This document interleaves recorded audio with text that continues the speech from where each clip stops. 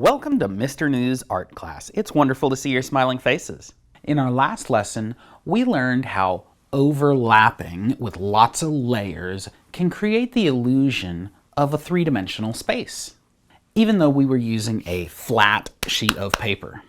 Today, we're going to be learning a slightly more effective tool for creating an open space. Last week's drawings felt very cramped and tight, like all of those overlapping layers were really paper thin right next to each other. Today, we're going to open that space up and have big, wide open spaces. Today, we're learning about one-point perspective. Today's lesson is going to be all about perspective. Huh? What's that? We have 3 goals for today. Number 1, we need to know what perspective means. Number 2, we're going to take a close look at a famous artist and see how he used perspective and how we can do the same. And number 3, we're going to learn the process of using guidelines to create the illusion of three-dimensional space on a flat sheet of paper. So let's jump right into looking at some of Grant Wood's artwork. Grant Wood was a famous American painter who painted big, beautiful landscapes, a lot of them farm-related. Here you see 2 paintings, and both of them look very three-dimensional. On the left, you see a farmer who's plowing his field, and it looks like he could walk across that field and down the hill. And his house looks like it's farther away, and then there's like a church in the background even farther. So perspective is all about how you see things around you and how it looks like things are closer or farther away through your own eyeballs. You've probably heard the word perspective before. Maybe you hurt somebody's feelings and your mom said, "You need to look at things from his perspective." Well, perspective means how somebody sees things. So as an artist, it means how I literally see things with my eyes. In the case where you're getting in trouble with your mom, it probably means more of an emotional, mental perspective, but this is art, we're talking about what we see. Here's 2 more paintings. Notice the one on the right, where little child George Washington is holding the axe. It's the whole story about, cutting down the cherry tree kind of thing. Notice how the trees that are farther away are smaller. The tree that's up close is bigger. And the same is true for people. The people that are up close are bigger, the people that are farther away are smaller. The picture beside it shows some wheat fields with big stacks of wheat stacked up in rows across the field. And notice that as they get farther and farther and farther and farther away, they get tiny, tiny, tiny, tiny, tiny until they're almost little tiny little dots. That is perspective. As an artist, there are some tricks we can use to make that illusion happen on our pictures. So the first thing you're going to need is a paper and a pencil. We will come use some colors on this later, but we need some guidelines with our pencil before we draw anything else. I'm going to show you today how to draw a simple roadway with some trees lining the roadway. And it's going to look like you could just take a walk down that roadway in your picture. Follow along. First thing we're going to do is straight across the middle of your paper, draw the horizon. The horizon. We've talked about the horizon before. We started our silhouette drawing with the horizon. We know what the horizon is. Everything above the horizon is going to be the sky. Everything below the horizon is going to be the ground. But when I recorded that, I drew it too lightly and you can't see it. So it's time to try again. So I drew that horizon line so lightly, you probably can't see it on this camera. I drew it lightly because you want to be able to erase it later. You should draw your horizon lightly. I'm going to darken this in so that you can see it on the camera, but yours should be light enough that you can erase it later. Step 2 is we want to make a vanishing point right in the middle of that horizon, a dot. We're going to call that the vanishing point. Again, this is a guide, so don't make it as dark as I did. You don't want to have a big dot in the middle of your picture when you're done. You want to be able to erase that. So we mentioned earlier that things look smaller as they go farther away, right? The vanishing point is this spot right here, and it's all the way on the distant horizon where things are so small that they disappear. Notice how these railroad tracks appear to be getting closer together until they come to a point right here on the horizon. At that point, the tracks are so far away and so small that they vanish or disappear. That's why they call it the vanishing point. Step 3, we want to make an X that goes through this dot. It's going to be huge. It's going to like go from corner to corner, but it needs to go through this dot. And these, again, are more guidelines. They're not going to be like your finished drawing. These are just guides that are going to tell us where to put things. So again, I'm drawing it dark so that you can see it on the camera, but you should draw it lightly enough that you can erase it when you're done. Step 4, we need a couple more guidelines before we get started actually drawing a picture here. And let's make one that goes from the vanishing point straight down. And let's make 2 more, one on either side of that one, right? Not as far out as these ones we already have, but sort of between this line and this line, we'll make one here. And then between this line and here, we'll make one in the middle there. And so, you know, maybe space it right in the middle.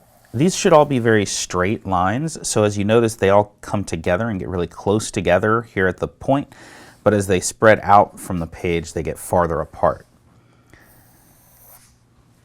Now, you might be wondering, what in the world are all of these lines for? This doesn't look like a 3D space. It just looks like a really tiny sunshine with really big rays of light coming out of it. And you're kind of right. It doesn't yet look like a landscape, but I promise you it will. Just bear with me for a few more minutes here. Because now that we have our guidelines, step 5 is to actually start drawing a picture on here. Now, in order to not confuse you between my guidelines and the picture, I'm going to be drawing with a Sharpie. You could still draw with a pencil so you can erase any mistakes you make, but this is just going to help things stand out so you can tell what parts are part of my drawing and what parts are part of my guidelines. But the idea is we're going to use these lines to tell us where to put things. So for example, I'm going to start by drawing a tree in my landscape. And well, how big do I make my tree? Do I make it this big? Do I make it as big as the whole page? Do I make it, you know? And the answer is, it depends on how far away or how close it is. If it's close to us, we should make it huge. If it's far away, we should make it small, right? Well, we're going to use this line here, the one that goes up to the top corner, and this line here, the one that goes down to the bottom corner. We're going to use these 2 lines as a guide, and we're going to make a tree that comes up out of the ground at this line, and the top of it is at this line. What does that mean?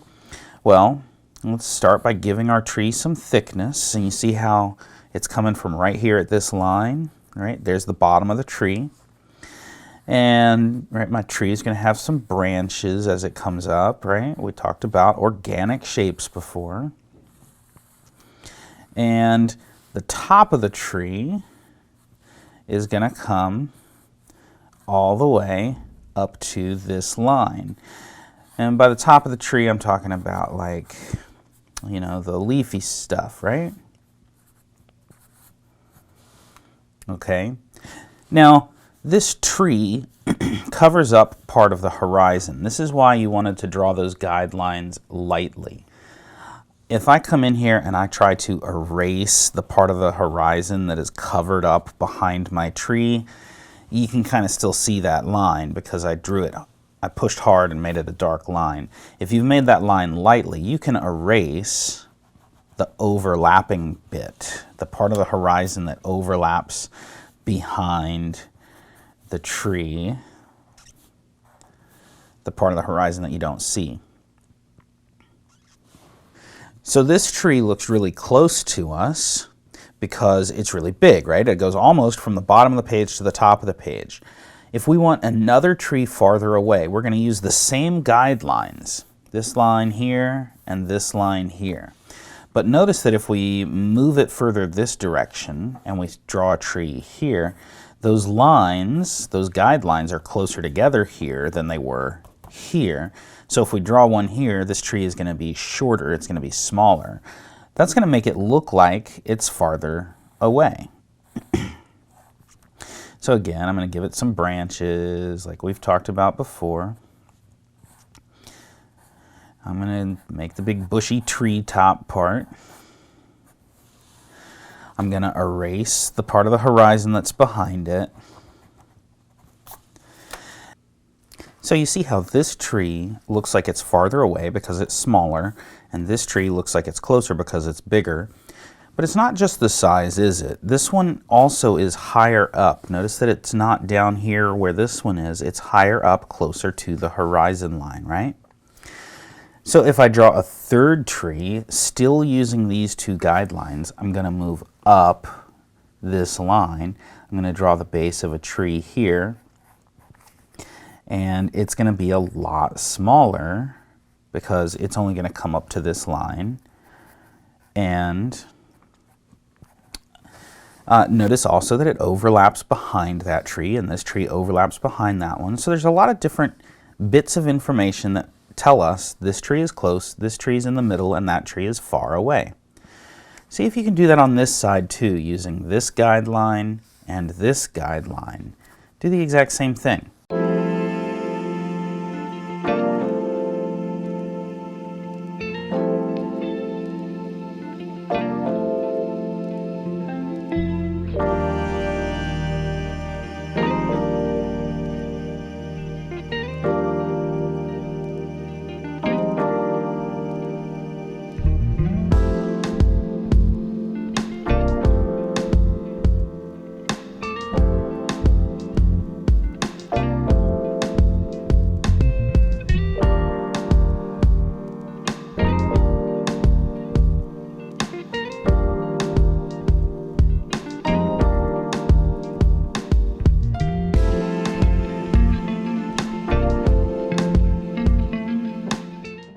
Again, we used this guideline to show us where the bottoms of the trees are, and we used this guideline to show us where the tops of the trees are. We started with the one that's close to us, and we made it super tall. It goes all the way from this guideline down here at the bottom, all the way up to this guideline here at the top. And then for the next tree, we overlapped it behind the first one, and we made it go from this line to this line, but it's smaller because those lines are closer together here than they were there. And then the next one again overlaps behind, but and it's smaller because these lines keep getting closer to together as they come towards the vanishing point. In fact, I could even draw a fourth tree on each side that's going to be like way super tiny, and a fifth tree that's like way super tiny. And if I draw another one, a sixth one, it's just going to be a dot. Like I'm not even going to be able to see it. Okay, so I could make these rows of trees keep going off into the distance until they're so far away that they, what do we call that line, that point, that dot? The vanishing point. And these trees vanish as they get farther away.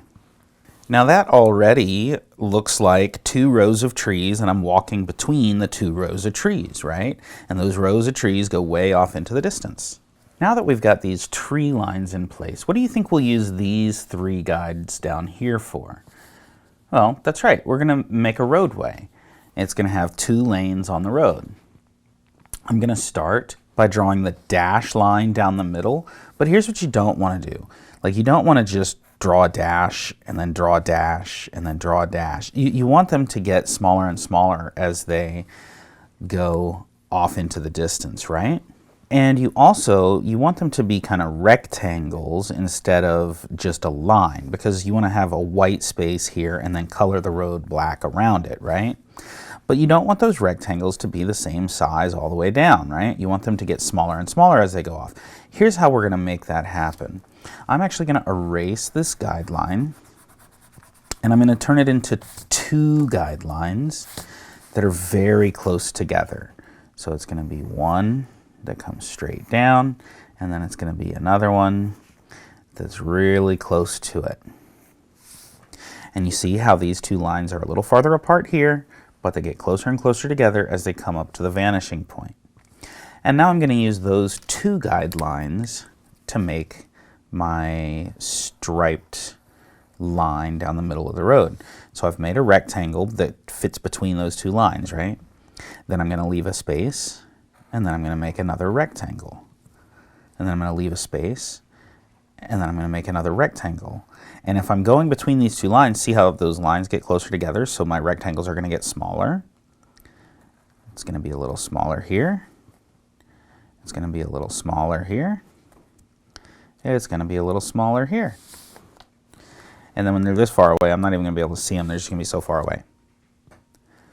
And then I can just darken in the rest of the road. So all the way from this line to this line, this is the road. And I can darken in that whole road, except I want to leave the, these rectangles white, these dashed lines down the middle of the road white.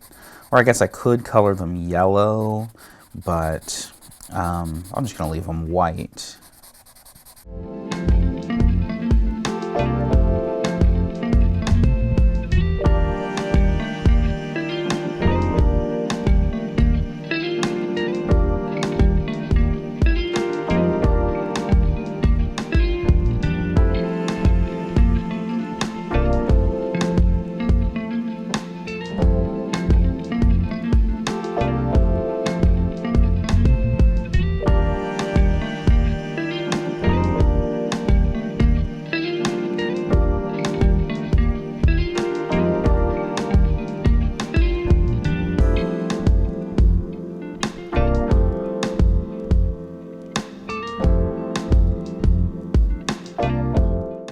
Now, as I'm coloring in the road black, I do want to make sure that I color in the space between those lines. So like here's one of my rectangles and here's one of my rectangles and here's the space between it. That needs to be black like my road.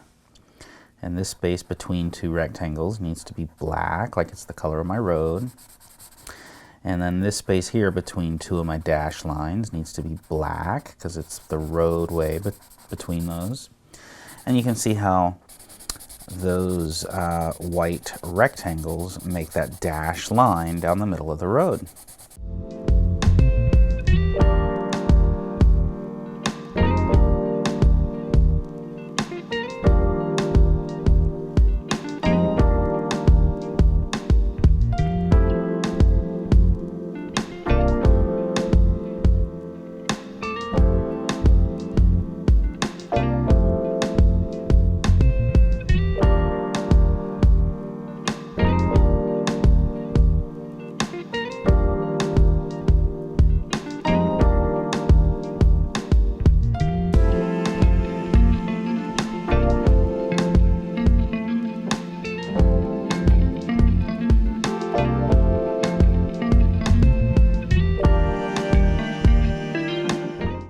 And when you are done coloring in the road, we kind of want to erase some of our guidelines before we color the rest of our picture.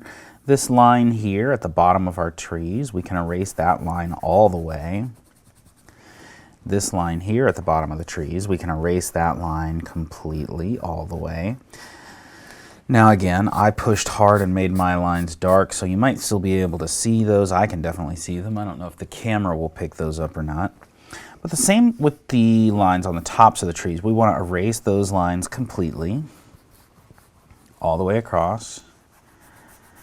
The horizon is a slightly different story. There might be part of the horizon that we still see between some trees. So like here at the end of my road, I see a little bit of the horizon. Here between two trees, I see a little bit of the horizon. Now, maybe a little bit of it here. Any part of the horizon that is overlapping behind a tree, like here, we want to erase it.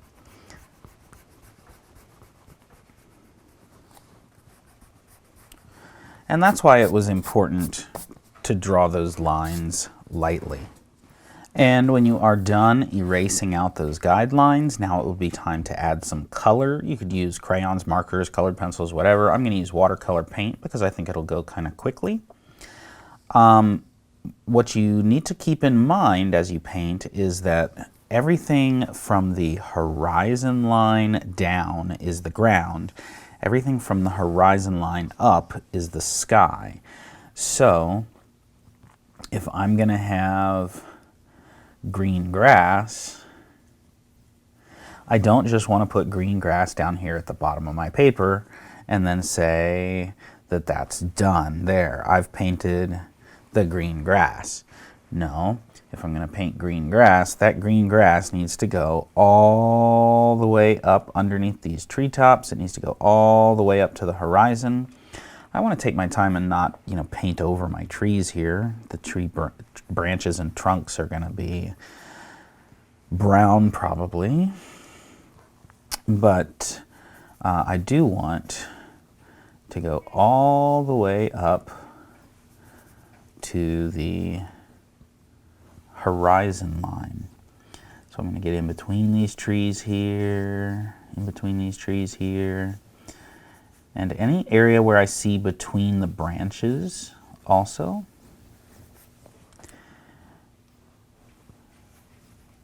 And the same on this side of the road.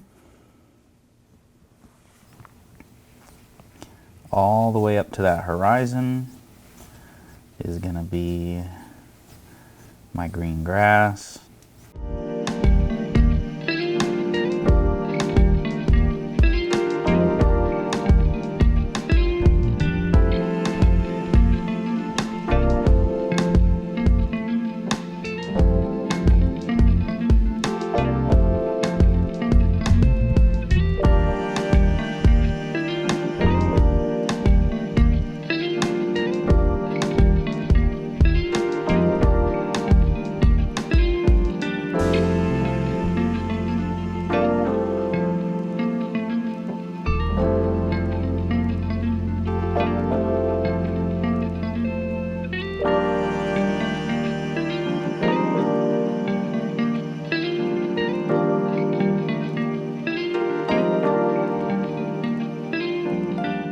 And right here on this side, notice that I have like the leafy bit of my tree up here, but then I've got a space between where I can see a gap between my branches of the tree.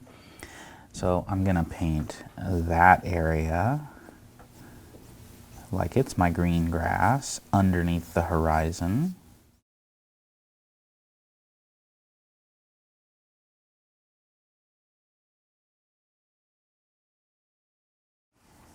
And then I'm going to switch to my blue for the sky. And again, the sky is not just way up here at the tippy top. We're not just going to paint across the top and say, there, I painted the blue sky. See, it's way up there. No, the sky comes all the way down to the horizon.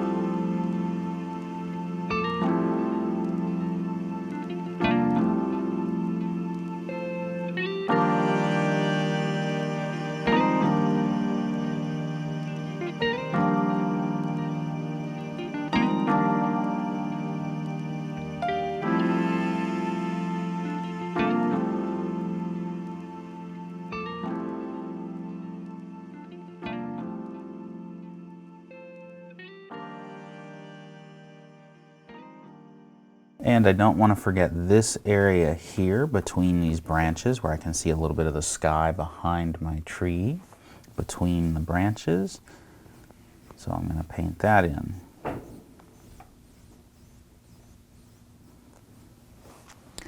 And now I've got a conundrum, which is If I paint the treetops green, they're just going to look the same as the grass.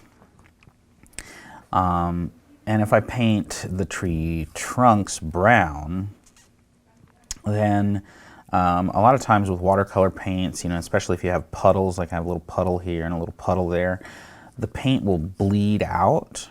So what I'm actually going to do is swap and color my trees with crayon. That way I can use a darker green, and I'm not worried about my paints bleeding into each other. So by using this darker green for the leafy bits, you see how that stands out against the light pastel green of the the watercolor paint down here. I could have done this part first, and probably should have if I was thinking about it. But either way, as long as I just, I don't want to try to color on top of my watercolor paints, because that'll just make a mess. But that helps to make that stand out, and I'm not worried about the paint bleeding into each other. Like if I accidentally got a puddle of brown here while I was painting, if I was painting this tree trunk brown, then it would just spread into the grass and it would look ugly.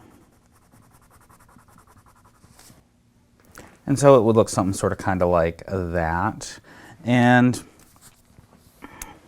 just make sure you color the whole thing, color all of those trees in. Take your time, make it nice and neat.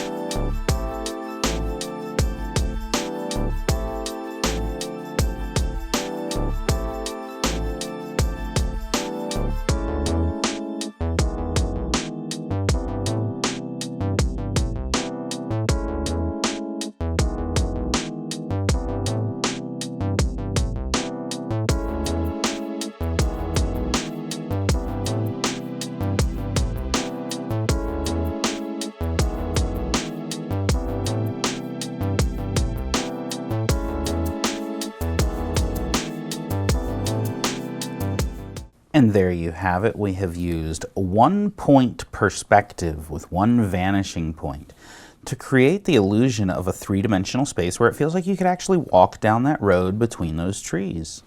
In today's lesson, we learned how to draw in 1-point perspective. Notice how things that are farther away look like they are smaller. Things that are closer to you appear bigger. Also notice that things that are farther away are closer to the horizon line, and things that look like they're closer to you are farther away from the horizon line. And there's a bit of overlapping in there too, with one tree covering up part of another tree. We've been talking about lots of different spaces and how to draw different places in this series, and that series wouldn't be complete if we didn't look up to the skies. I can't wait to see you next week.